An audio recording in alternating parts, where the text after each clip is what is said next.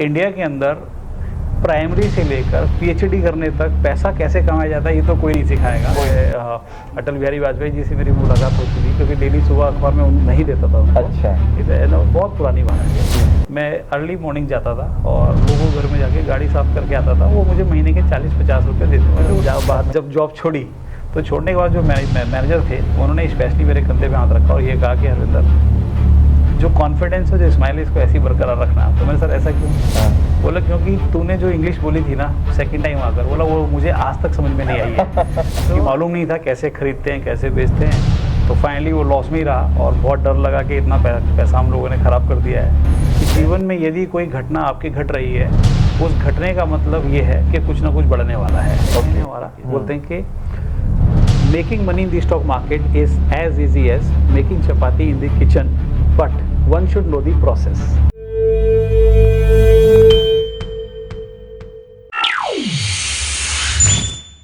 आज हम बात करते हैं हमारे आज के खास मेहमान हरविंदर माथुर जी से। नमस्कार सर। नमस्कार। आज के इस सर खास प्रोग्राम में आपका स्वागत है।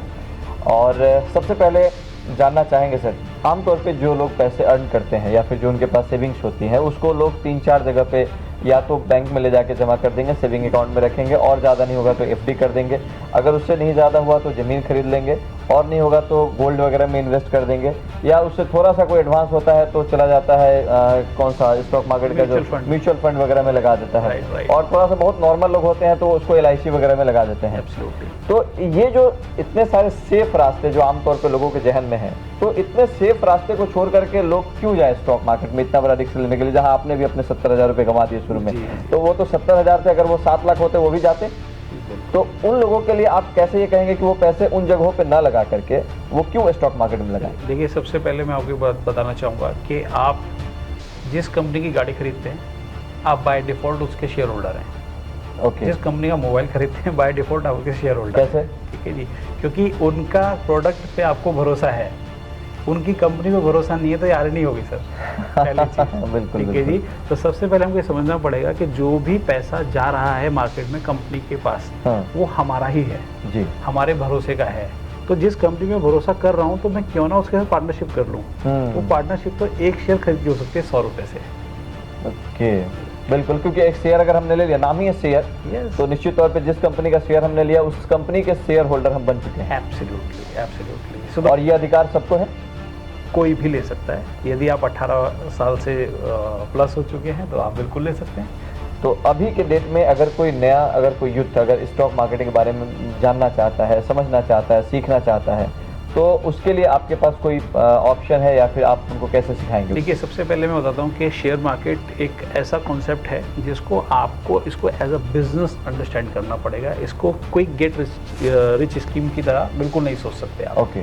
प्रॉपर इसमें आपको टाइम देना पड़ेगा। एक प्रोसेस है, एक डेटा अंडरस्टैंडिंग है, एक साइंस है, एक लॉजिक है हर चीज़ के पीछे।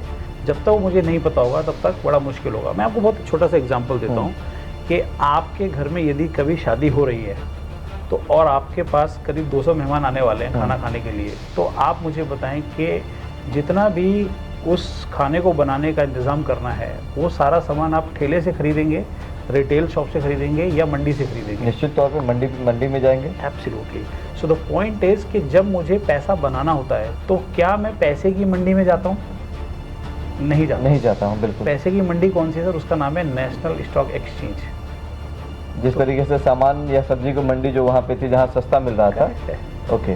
क्योंकि जब आपको पैसे की ज़रूरत पड़ती है तो आप इंटरेस्ट पे पैसा लेते हैं। वैसे ही कंपनी को भी ज़रूरत पड़ती है, वो भी मार्केट में, इसी मार्केट में आते हैं और पैसा लेते हैं। अच्छा। लोगों को नहीं पता है कि आप इस मार्केट में होलसेल प्राइस पर शेयर खरीद सकते हैं।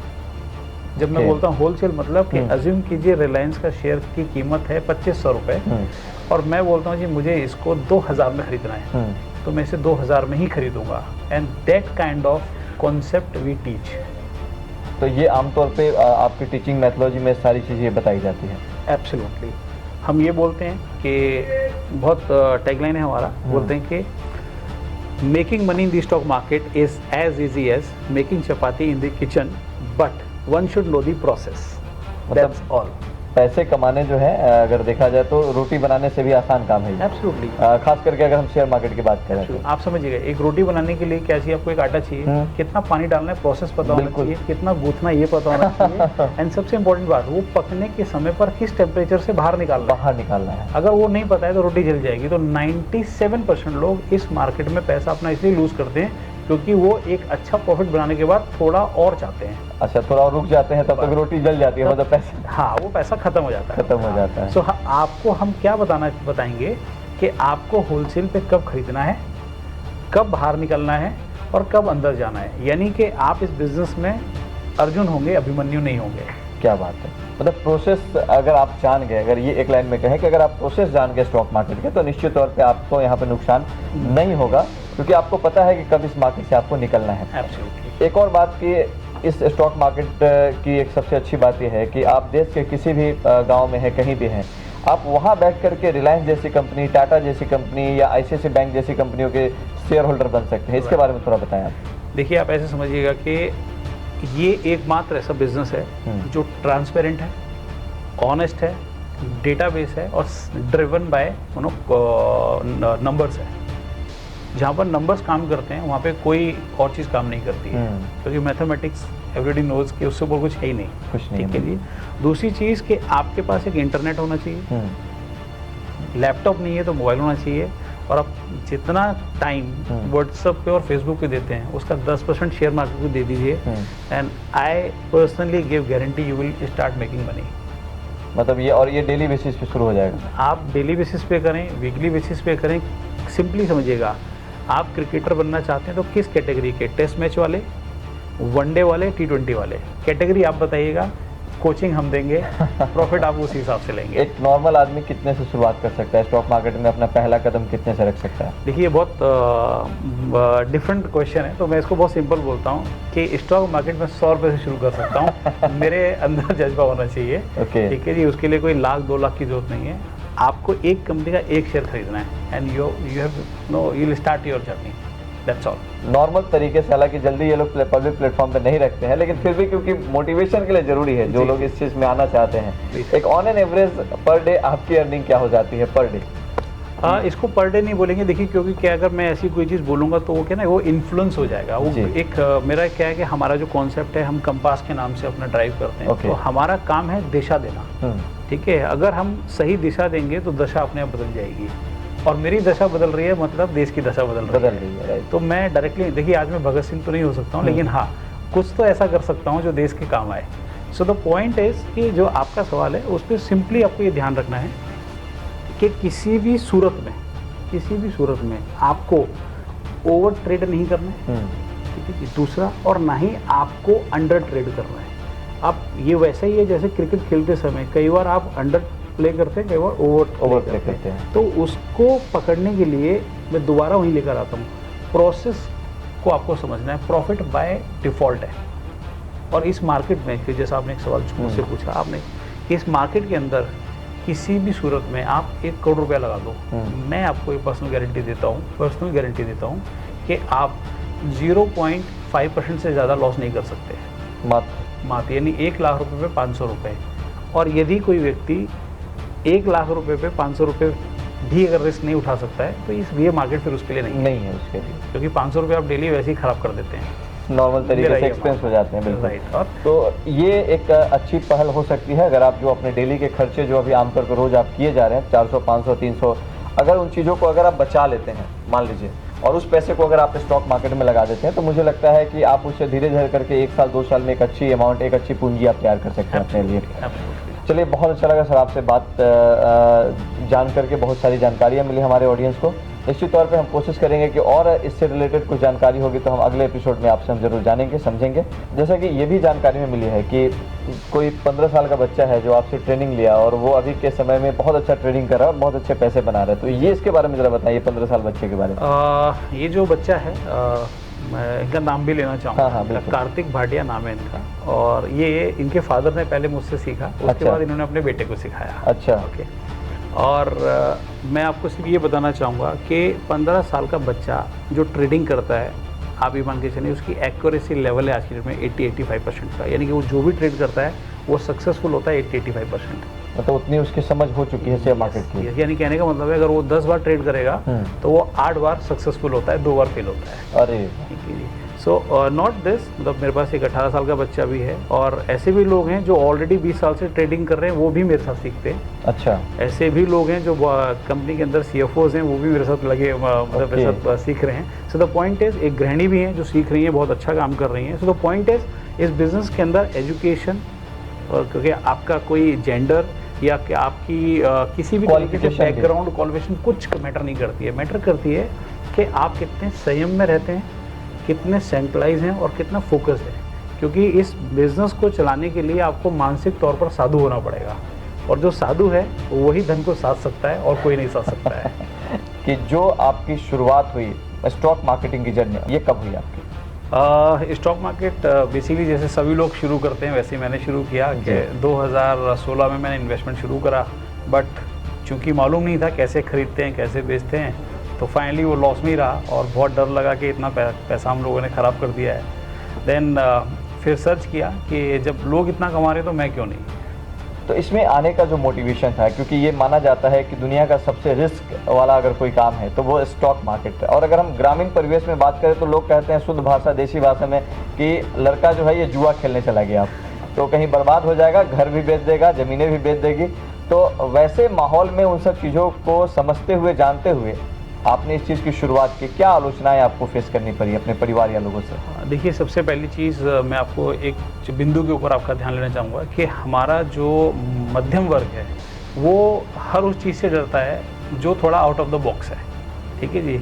तो शेयर मार्केट जो हम लोग बोलते हैं लोगों को जुआ लगता है, बट हमको अपने आप से एक सवाल पूछना है, शेयर मार्केट चलता कैसे है? हमसे ही चलता है। बिल्कुल। जो सामान हम खरीद रहे हैं, चाहे हम वो आटा खरीद रहे हैं, चाहे हम वो गाड़ी खरीद रहे हैं, मोबाइल खरीद रहे हैं, वो किसी कंपनी का है और मुझे उसी कंपनी का ही तो शेयर खरीद रहे हैं। तो यदि मुझे उसके प्रोडक्ट पे इतना भरोसा है तो उसके शेयर पे क्यों नहीं। तो ये सोचकर मैंने एक नए सिरे से अपनी जर्नी शुरू करी और इस जर्नी को आगे बढ़ाने के लिए मैंने काफ़ी रिसर्च करी, काफ़ी कोचेस को ढूंढा, ट्रेनिंग इंस्टीट्यूट को फाइंड आउट किया। तो ये समझ में आया कि इंडिया के अंदर प्राइमरी से लेकर PhD करने तक पैसा कैसे कमाया जाता है ये तो कोई नहीं सिखाएगा। कोई नहीं सिखाएगा। बिल्कुल। तो लेकिन ये तो पक्का था कि कहीं ना कहीं कुछ तो कुछ मिलेगा। सो फाइनली मेरी जो खोज है वो पूरी हुई 2020 के आसपास। अच्छा। और उसको मैंने एक प्रोफेशनल तरीके से सीखा मेरे गुरुजी से, और मेरे जो गुरु हैं उनका नाम है डॉक्टर रवि आर कुमार। उनके आशीर्वाद से बहुत चीज़ें सीखी समझी और उनकी वजह से ये कह लीजिएगा ये जो स्माइली फेस देख रहे हैं ये आज आपके सामने है। और जो भी मैंने लॉसेस किए थे, क्योंकि मैंने अपने जीवन में बहुत काम किए हैं, ठीक है जी, जॉब भी किया है, बिजनेस भी किया है, तो बिकॉज गाइडेंस नहीं होने की वजह से, मार्गदर्शन नहीं होने की वजह से क्या हो गया, हमको यही लगता था कि खुद करेंगे, खुद सीखेंगे, वो एक्सपीरियंस होगा उसी से आगे बढ़ेंगे। लेकिन अंत में ये समझ में आया कि जब तक कोई मेंटोर या कोई कोच आपके साथ नहीं है तो थोड़ा सा मुश्किल है। ये वैसे ही है कि जिम में मैं चाहे भले ही डेली चला जाऊँ, लेकिन अगर कोच नहीं है तो बॉडी उस लेवल पर आना बड़ा मुश्किल है। आपको मैं जब भी मिला, इसके पहले भी जब भी मुलाकात हुई, तो निश्चित तौर पे आपके चेहरे पे वो स्माइल देखकर लगता नहीं है कि कभी आप संघर्ष का सामना किए होंगे, लेकिन आपके जीवन में संघर्ष बहुत मजबूती से आपने उसका सामना किया। ज़रा बताएंगे उन दिनों के बारे में जब आपको सिर्फ इंग्लिश नहीं बोलने की वजह से आपको कोई जॉब नहीं दी गई और आज तो आप बहुत अच्छी इंग्लिश बोलते हैं, तो वो क्या बात थी वो? देखिए, मैं जीवन को ऐसे समझता हूँ, एक हिंदी का एक वाक्य है जो मैंने खुद ही क्रिएट किया है कि जीवन में यदि कोई घटना आपकी घट रही है, उस घटने का मतलब ये है कि कुछ ना कुछ बढ़ने वाला है। ओके। ठीक है जी। तो इसी विचार के साथ मैंने जीवन को जिया है और आज भी जीता हूँ। तो जब भी कभी कुछ अच्छा बुरा होता है तो मैं ऐसे ही मिलूँगा जैसे आपके सामने हूँ। और जहाँ तक विषय है कि जॉब का, तो मुझे याद है कि मैं 1996 में फ़र्स्ट टाइम अपनी इंटरव्यू देने के लिए गया था विम्पीज़ फास्ट फूड इंटरनेशनल में। और वहाँ पर जब गया तो मेरा रिज्यूम देखकर ही उन लोगों ने मुझे वहाँ से भगा दिया। अच्छा। जब मुझे भगा दिया तो बड़ा अजीब सा लगा। तो जब बाहर आया तो मैंने कुछ नहीं किया, मुझे लगा इंग्लिश के से भेजा है ना तो कोई दिक्कत नहीं है। तो मैंने एक रैपिडेक्स स्पीकिंग इंग्लिश कोर्स एक आता था, अगर आपको याद होगा, बहुत चर्चित था, आज भी है जी। उस वक्त उसकी कीमत थी करीब 65 या 80 रुपये के आसपास, मुझे बहुत अच्छे से याद नहीं है। तो वो मैंने लिया उसको लेके 1 महीने तक मैंने खूब रट्टाफिकेशन किया। मैं रट्टाफिकेशन क्योंकि गाइडलाइन नहीं थी, और उसके बाद फिर दोबारा मैं 1 महीने बाद उनके पास चला गया। अच्छा। तो 1 महीने के बाद जाकर उन्होंने मुझसे बात की, उन्होंने मुझसे क्या पूछा, मैंने उनका क्या बोला, जो भी रहा मुझे वो जॉब मिली और मैंने वहाँ पे बहुत अच्छे से काम किया। काम करने के बाद तकरीबन 1.5 साल बाद मैंने उस जॉब को छोड़ा।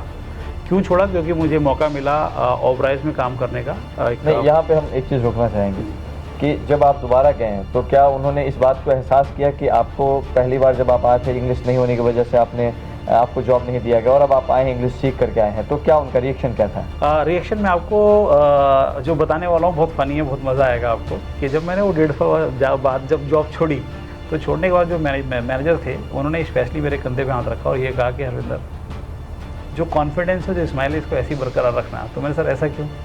बोला क्योंकि तूने जो इंग्लिश बोली थी ना सेकंड टाइम आकर, बोला वो मुझे आज तक समझ में नहीं आई है। तो पॉइंट ये कि ईश्वर का आशीर्वाद था और सामने वाले का कह लीजिएगा कि उन्होंने पारखी नज़र थी, उन्होंने मुझे रखा और रखने के बाद बहुत सक्सेसफुली 1.5 साल काम किया उनके साथ। इससे ये माना जाए कि कोई भी चीज़ अगर आपको नहीं आती है तो वो बहुत बड़ी वजह नहीं हो सकती, वो बहुत बड़ी प्रॉब्लम नहीं है, सिर्फ और सिर्फ उस पर आपको काम करने की ज़रूरत है। जैसा कि आपको इंग्लिश नहीं आती थी, नौकरी से निकाला, लेकिन आपने उसको चुनौती के तौर पर लिया और उसको आपने सीखा और वापस आप वहाँ पर जॉब पाएँ।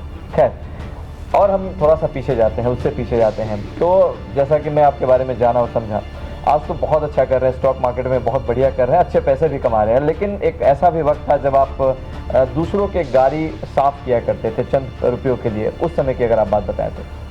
एक्चुअली बहुत निचले स्तर से हम लोग निकल कर आए हैं, मतलब ग्रास रूट लेवल जिसको अंग्रेजी में हम लोग बोलते हैं जी।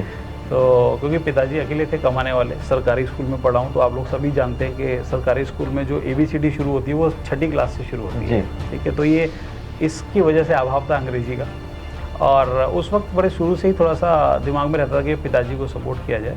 तो मैं आई थिंक 7th क्लास में रहूँगा, तो तभी से मैंने घर से चोरी छुपे, घर वालों ने कभी नहीं बोला कि मुझे काम करना है, चोरी छुपे जाके मैं अर्ली मॉर्निंग जाता था और लोगों घर में जाके गाड़ी साफ करके आता था। वो मुझे महीने के 40-50 रुपये देते थे, जो उस महीने के 40-50? अच्छा, उस समय के लिए हिसाब से बहुत बड़ी बात थी। और मैं खर्चा अपना खुद ही चला लेता था, कुछ घर में भी देता था, तो घर वाले बड़ा देखते थे कि पैसे कहाँ से लेकर आ रहे हैं। ठीक है, सो फाइनली उनको पता चला, और जो पर्टिकुलर जगह है जिस जगह में ये काम करता था, एक दिल्ली के अंदर एक जगह है बंगाली मार्केट। अच्छा।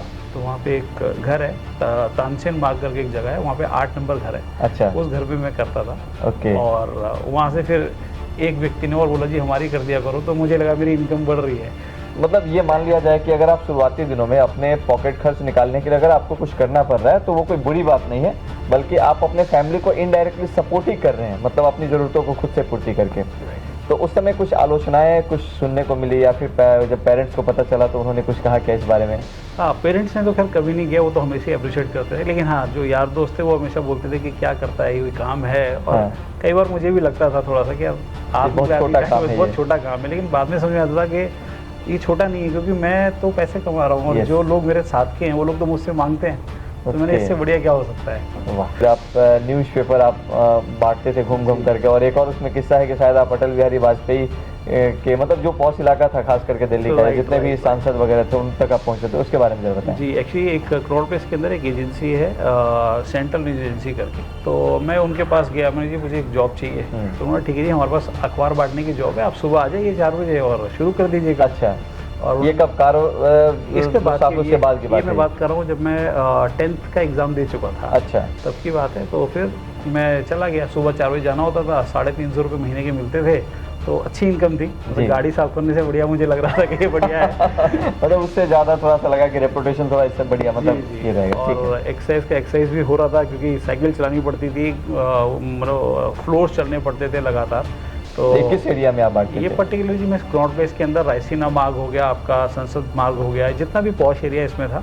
और अच्छी बात यह है कि मुझे यहाँ पे बहुत अच्छे लोगों से मिलने का मौका मिलता था। उस वक्त मैं अटल बिहारी वाजपेयी जी से मेरी मुलाकात होती थी, क्योंकि डेली सुबह अखबार में नहीं देता था उनको। अच्छा। इसे बहुत पुरानी बात है। जी जी जी। और 10th मतलब मैं 93 की बात कर रहा हूँ। ठीक है जी। और तो वहाँ पे काम करते करते ये समझ में आया कि ये भी एक बिजनेस है, तो मैंने भी ट्राई किया कि चलो हम अपना भी शुरू करते हैं। अच्छा। बट एज़ यूजुअल जो होता है कि जब पे गाइडेंस नहीं होती है, चीज़ें सलीके से नहीं रखी होती हैं, तो आप नुकसान भी कर लेते हैं। तो फाइनली फिर मुझे ठोकर ही बन के रहना पड़ा, मैं उसमें कुछ ज़्यादा कर नहीं पाया। तो ये मान के चला जाए, भले आपने गाड़ी साफ की या फिर आपने पेपर बांटे, इससे ये एक निष्कर्ष निकल के आता है कि निश्चित तौर पे अगर आपको अपनी ज़रूरतों की पूर्ति किसी काम से हो रही है और अगर वो काम में ईमानदारी है, उसमें कहीं कोई गलत काम नहीं है, तो उस काम को करना चाहिए, भले आपकी एज कोई भी हो।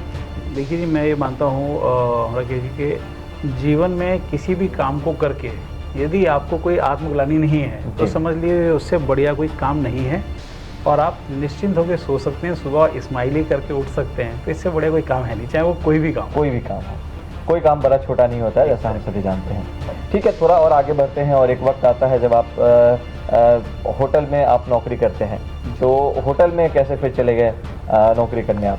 एक्चुअली एक हमारे पड़ोस में एक हमारे बड़े पड़ोसी थे, उन्होंने कहा कि तू कहाँ इधर उधर ये अखबार बांटता है, तो क्यों नहीं किसी होटल में चलाता है, बोले वहाँ बहुत पैसा है, वहाँ तू कर लेगा तो तू आउट ऑफ इंडिया भी जा सकता है। तो वो बात मुझे लगी कि यार जा सकते हैं, तो उसी के तहत ये मेरी होटल की जर्नी शुरू हुई। तो सीधा ओबराय होटल में आप चले गए जॉब के लिए? नॉट एग्जैक्टली, पहले विम्पीज में गया, जैसा मुझे आपको बताया कि मुझे उठा के बाहर फेंक दिया था हम लोगों ने। ठीक है, तो उसके बाद फिर मैं ओबराइज में मैंने इंटरव्यू दिया, तो हम लोग पायलट टीम मेंबर रहे हैं ओबराइज के ट्राइडेंट होटल के जयपुर के अंदर। अच्छा। और हम ही लोगों ने उस होटल को इनिशियली ओपन किया था। उस समय जब शुरू हुआ था तब आप जॉब में थे? जी जी। तो और मैं उस पर्टिकुलर होटल के अंदर ओबराइज की हिस्ट्री का आदमी हूँ जो बिना किसी IHM के सिलेक्ट हुआ हूँ। अच्छा। प्योरली कॉन्फिडेंस बेस पर, कोई रिकमेंडेशन नहीं, कुछ नहीं। और जो HR मैनेजर थी उन्होंने भी मुझे यही बोल के बोला था कि सिर्फ तेरे कॉन्फिडेंस की वजह से जॉब मिल रही है और कोई रीज़न नहीं है। ये बात आप समझिए और बहुत गौर से समझिए कि जीवन में सिर्फ डिग्री होना ही महत्वपूर्ण नहीं है, डिग्री के साथ कॉन्फिडेंस होना जरूरी है। लेकिन अगर आपके पास डिग्री नहीं है और सिर्फ कॉन्फिडेंस भी है आपके पास, तो आप निश्चित तौर पे कुछ बड़ा कर सकते हैं। खैर, अब तो ये सारी बातें हो गई, अब आते हैं जिस मुकाम पे आप हैं और जिस क्षेत्र में आप काम कर रहे हैं। ट्रेनिंग इंडस्ट्री को आपने चुना, स्टॉक मार्केटिंग में। सबसे पहला लॉस बताएंगे जो स्टॉक मार्केट में आपको हुआ? सबसे पहला लॉस सर, जब मैं इस बिजनेस को बिजनेस नहीं समझता था, तब मेरे को पहला लॉस था, क्योंकि मुझे लगता था कि स्कीम है, पैसे लगाओ फटाफट और फटाफट पैसे आ जाएंगे, तो उसी सोच से मैंने पैसे लगाने शुरू। कितने का लॉस हुआ था? तो मेरा जो सबसे पहला लॉस था एज एन नोविस मतलब जिसको नहीं पता है कुछ, तो वो मेरा लॉस था तकरीबन मैं करीब 70,000 रुपये में गवा चुका था। अच्छा। ये और जिस वक्त गवाए थे वो इतना क्रूशियल टाइम था मेरे लिए कि मतलब बड़ा मुश्किल था वो मैनेज 70,000 रुपये मैनेज करना, क्योंकि वो मैंने बड़ी तिगड़म भिड़ाकर वो आप भी समझते हैं कि जब कुछ चीज़ नहीं चल रही होती, जुगाड़ करके तो किया। लेकिन उस समय किसी से आपने गाइडेंस लिया था या आपने ही शुरू कर दिया था? नहीं, किसी से गाइडेंस नहीं थी, इसी वजह से वो लॉस हुआ। पर जब वो लॉस हुआ तो मुझे एक चीज़ समझ में आई कि ये जो लॉस हुआ, ये किसी ना किसी का तो प्रॉफिट है। तो उस प्रॉफिट को ढूंढने के लिए मैंने, मतलब जो आपका लॉस हुआ वो किसी ना किसी का प्रॉफिट होगा, ये तो मुझे क्लियर था। ओके। तो जब मैंने वो प्रॉफिट जो ले रहा है, मुझे वहाँ पहुँचना है। अच्छा। और वो कैसे लिया जाता है वो सीखना है। हाँ। वो सीखने के लिए मैंने खोज करी, और वो मेरी खोज, जैसे मैंने आपको बताया, मेरे गुरुजी के रूप में हुई। अच्छा। और उनसे सीखा, और सीखने के बाद आज की डेट में वो अगर हम बात करते हैं तो लोग बोलते हैं कि शेयर मार्केट में लॉस होता है। मैं आपको बोलता हूँ शेयर मार्केट में लॉस नहीं होता है। एक और सवाल इसमें रह जाएगा कि जो लोग इस इंडस्ट्री में काम कर रहे हैं और नए हैं अभी, उनके लिए आपकी तरफ से क्या मोटिवेशन होगा? मोटिवेशन तो नहीं, मेरा सिर्फ एक ही मैसेज रहेगा कि जो भी आप सीख रहे हैं उसको उस लेवल तक लेकर जाएं कि वो प्रकाश और लोगों तक पहुंचे। और क्योंकि मैं एक डेटा शेयर करना चाहूँगा, इस लिंक करूँगा आपकी बात से, कि चाइना की जो टोटल पॉपुलेशन है उसका 5.4% लोग ट्रेड करते हैं मार्केट में, जापान की 7.4% करते हैं। अच्छा। US का 55% लोग इसमें ट्रेड करते हैं। 55%? यस। और इंडिया का मात्र टोटल पॉपुलेशन का 1.5। तो मेरा सिर्फ एक ही आग्रह है, चाहे आप सीख रहे हो, सिखा रहे हो और सिखाना चाहते हो, आप अगले 10 साल में सभी लोग मेहनत कर इस 1.5 को 5.1 कर दो, और आप इंडिया की दशा देख लीजिएगा, अपनी दशा देख लीजिएगा, सब कुछ चेंज हो जाएगा। मतलब ये समझ लीजिए कि अगर ऐसा हो गया तो एक बहुत बड़ी क्रांति होगी। जो रोजगार बाकी जगह लोग ढूंढ रहे हैं, वो रोजगार यहाँ पे बहुत बड़ा अपॉर्चुनिटी और सबके लिए है ये। चलिए, बहुत बहुत धन्यवाद सर आपका, थैंक यू सो मच। आपने बहुत ही इंफॉर्मेटिव तरीके से अपनी सारी बातों को बताई। Thank you so much. Thank you so much. Thank you.